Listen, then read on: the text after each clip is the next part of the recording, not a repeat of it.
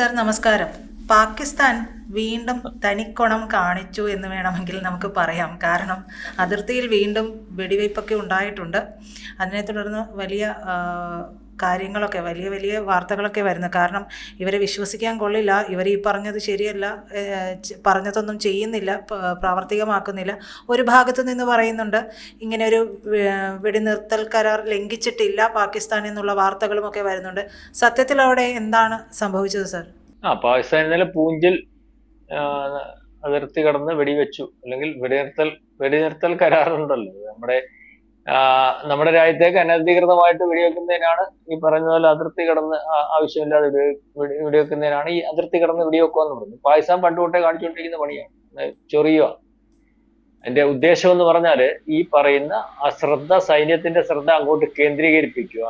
എന്നിട്ട് അവന്മാര് പണ്ടും ചെയ്തുകൊണ്ടിരുന്നതെന്ന് പറഞ്ഞാൽ ആ സമയം കൊണ്ട് നുഴഞ്ഞു കയറ്റക്കാരെ, ഭീകരവാദികളെ ഇന്ത്യയിലേക്ക് കടത്തിവിടുക എന്നുള്ളതാണ് ഇതിന്റെ ഒരു ലക്ഷ്യം. പക്ഷെ ഇന്ത്യ തിരിച്ചടിച്ച് സർവ്വസജ്ജമാണല്ലോ. സിന്ദൂർ അവസാനിപ്പിച്ചിട്ടില്ല. അവന്മാർ ഈ തൊഴിൽ കാണിക്കുമെന്നും ഇനിയും കാണിക്കുമെന്നും ഇനിയും അടി കൊടുക്കണമെന്നും ഒക്കെ നമുക്കറിയാം. കാരണം അതൊരിക്കലും നിർത്തുമെന്ന് പറഞ്ഞില്ല, നിവൃത്തികേട് കൊണ്ട് നിർത്തിയതാണ്.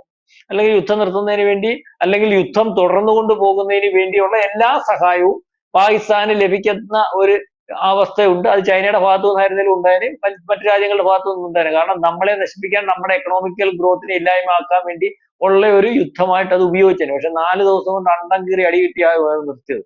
കാരണം അടി കിട്ടിയെന്ന് പറഞ്ഞാല് അടി കൊടുത്തത് ഒരുപക്ഷെ ചൈനയുടെ കരണത്തും ഈ പറയുന്നവിടെ ഈ ട്രംപിന്റെ നാഭിക്കും ഒക്കെ ആയിരുന്നു. കാരണം അവന്മാരുടെ അവിടുത്തെ ഒരു ഈ പറയുന്ന ഇതുണ്ടായിരുന്നു, ഈ വ്യോമത്താവളം, അല്ലെങ്കിൽ ഈ പറഞ്ഞ സൈനിക താവളം അറിയാതെ വെച്ചോണ്ടിരുന്ന, അതിനകത്ത് കയറി അടിച്ചു. അവിടുത്തെ പട്ടാളക്കാരെ, അമേരിക്കൻ പട്ടാളക്കാർ ഉൾപ്പെടെ മരിച്ചുപോയി. അത് മൊത്തം തകർന്നു പോയി. 10 കൊല്ലത്തേക്ക് ഇനി അത് പുനർനിർമ്മിക്കാൻ പറ്റത്തില്ല. അതുപോലെ തന്നെ ചൈനയ്ക്കും കിട്ടിയിട്ട് സഹായിച്ചവർക്ക് മൊത്തം കിട്ടി. കാരണം നമ്മൾ അതിന്റെ മർമ്മത്ത് തന്നെ അടിച്ചു, ചലിക്കാൻ പറ്റാത്തോണം അടിച്ചു. അപ്പം അതിനുശേഷം ഇത് അന്നേരം അടങ്ങാൻ പറഞ്ഞത് അമേരിക്കയാണ്. അന്നേരം അടങ്ങാൻ പറഞ്ഞ ഈ പലരുമാണ്. കാരണം പലർക്കും നിലനിൽപ്പില്ലാതെയായി. അപ്പം അന്ന് അടങ്ങിയെന്നേ ഉള്ളൂ.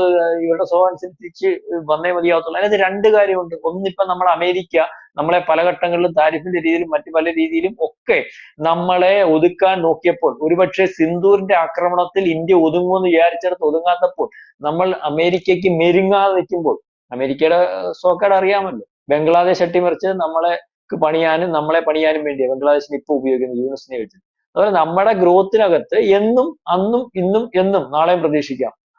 ഈ അമേരിക്ക നമ്മൾക്കെതിരെ നിൽക്കുന്നത്. ഇപ്പം അമേരിക്കയുമായിട്ട് ഈ അസീം മുനീറിന് ഒരു ബന്ധമുണ്ടല്ലോ.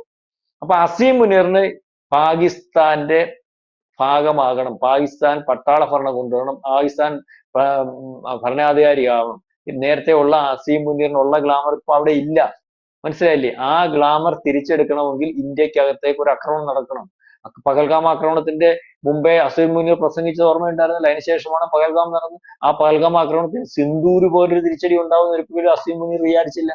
അവിടെ എവിടെയും കയറി പണ്ട് നമ്മൾ സർജിക്കൽ സ്ട്രൈക്ക് നടത്തിയതുപോലെ ഉള്ളെന്ന് വിചാരിച്ചു.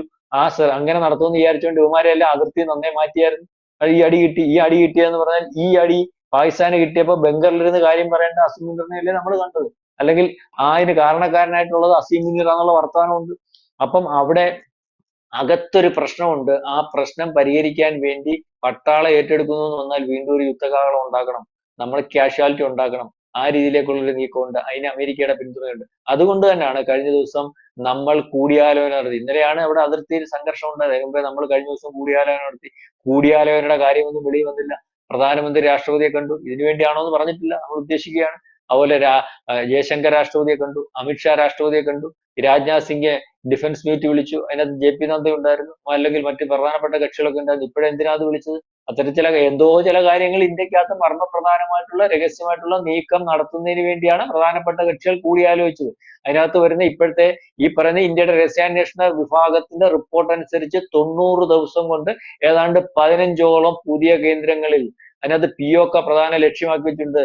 ഈ പറയുന്ന ടെററിസ്റ്റ് ഗ്രൂപ്പുകളെ ട്രെയിൻ ചെയ്തുകൊണ്ടിരിക്കുന്നു. 100 കോടി രൂപ അതിനുവേണ്ടി കൊടുത്തിരിക്കുന്നു. ഡ്രോൺ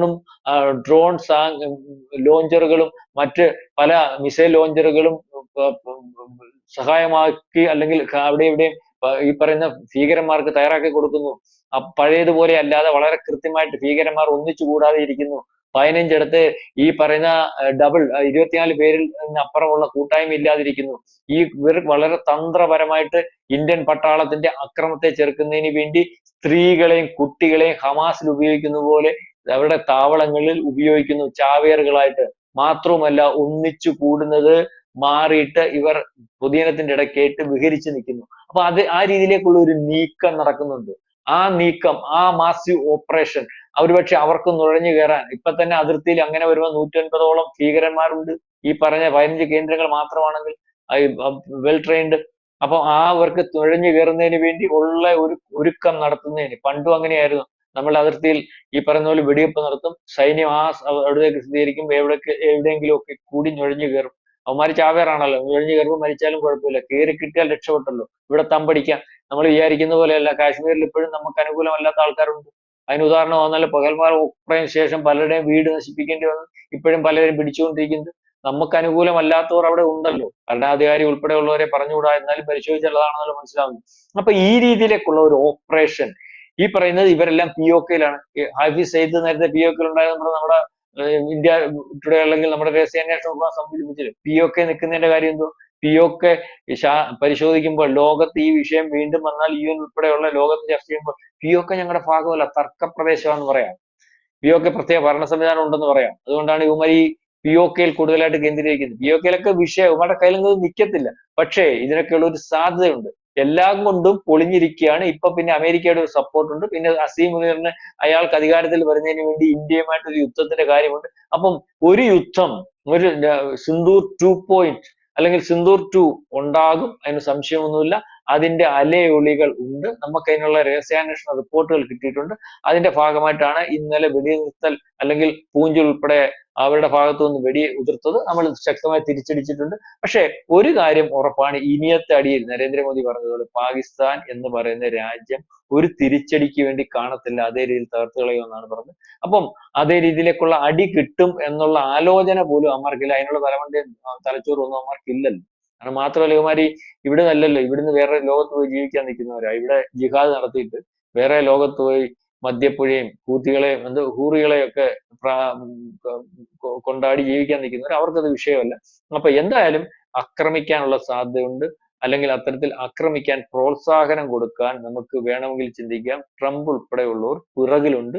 അതിന് അതിവിദൂരമല്ലാതെ ഒരു ആക്രമണം പ്രതീക്ഷിക്കാം. അത് തന്നെയാണ് കേന്ദ്ര ഗവൺമെന്റ് കിട്ടുന്ന രഹസ്യാന്വേഷണ റിപ്പോർട്ടുകൾ.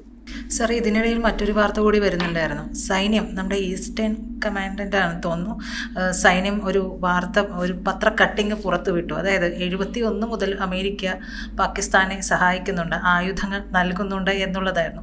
അത് ഈ താരിഫുമായി ബന്ധപ്പെട്ടുള്ള വിഷയം വന്നപ്പോൾ സൈന്യത്തിൻ്റെ ഭാഗത്ത് നിന്ന് ഒരു മറുപടി എന്നോണമാണ്.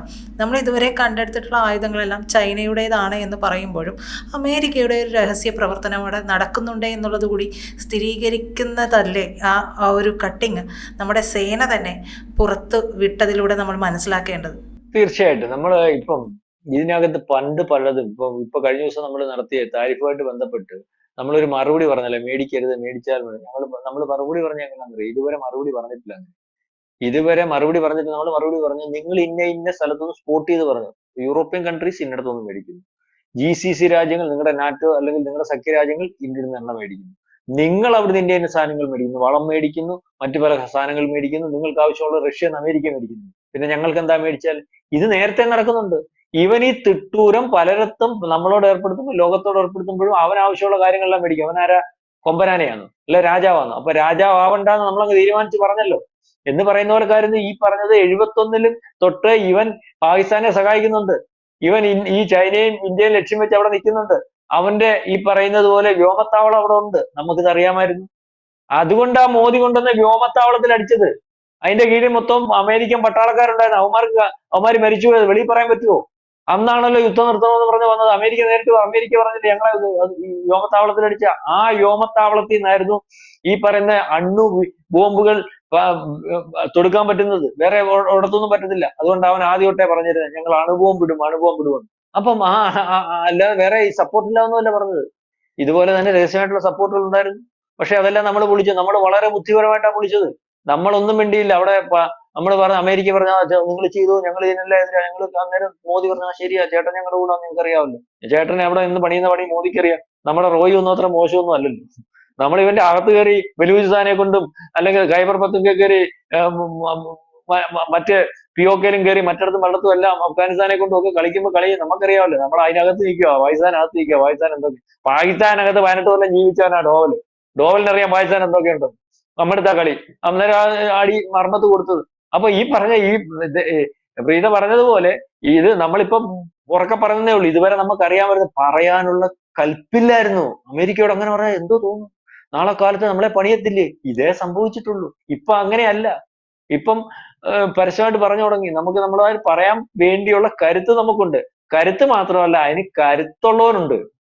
കരുത്ത് മാത്രം പോരാ, ആനയ്ക്ക് ആനയുടെ വലിപ്പം അറിയാമോ എന്ന് ചോദിക്കുന്ന ഒരു പഴഞ്ചൊല്ലുണ്ട്. എന്ന് പറഞ്ഞാൽ നമുക്ക് നമ്മുടെ വലിപ്പം വേറൊരുത്തനെ ബോധ്യപ്പെടുത്തി കൊടുക്കാൻ പ്രാപ്തമായിട്ടുള്ള ഭരണാധികാരികളുണ്ട്. അല്ലെങ്കിൽ ആ രീതിയിൽ കരുത്ത് വർദ്ധിച്ചിട്ടുണ്ട്. അതുകൊണ്ട് തന്നെയാണ് ഇന്ത്യ പറയുന്നിടത്തും ഇപ്പം താരിഫിന്റെ വിഷയം വന്നപ്പോൾ റഷ്യ എണ്ണ മേടിക്കണ്ടെന്ന് പറഞ്ഞപ്പോഴും ബ്രിക്സ് രാജ്യങ്ങളും ലോകക്രമം ഇന്ത്യ കയറി അങ്ങോട്ട് നിന്നപ്പം ഇന്ത്യയുടെ കൂടെ അണിനിരന്നു. നാറ്റോയ്ക്ക് എതിരായിട്ടുള്ള ലോകക്രമം നാളെ കാലത്തെ ചേരി തിരിഞ്ഞു. ഡോളർ വേണ്ടാന്ന് തീരുമാനിക്കുന്ന അവസ്ഥ വന്നു.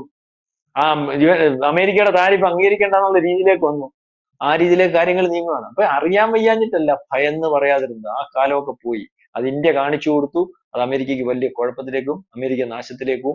ബുദ്ധിയുള്ളവനായിരുന്നെങ്കിൽ നല്ല അറ്റംപ്റ്റ് ചെയ്യുന്നതെന്ന് പറഞ്ഞാൽ അവനോടും ബലമുള്ളവന്റെ തോളെ കയറ്റങ്ങ് പോകത്തേ ഉള്ളൂ. അവനെ ആഴോ അടിക്കാൻ നിൽക്കുന്നു.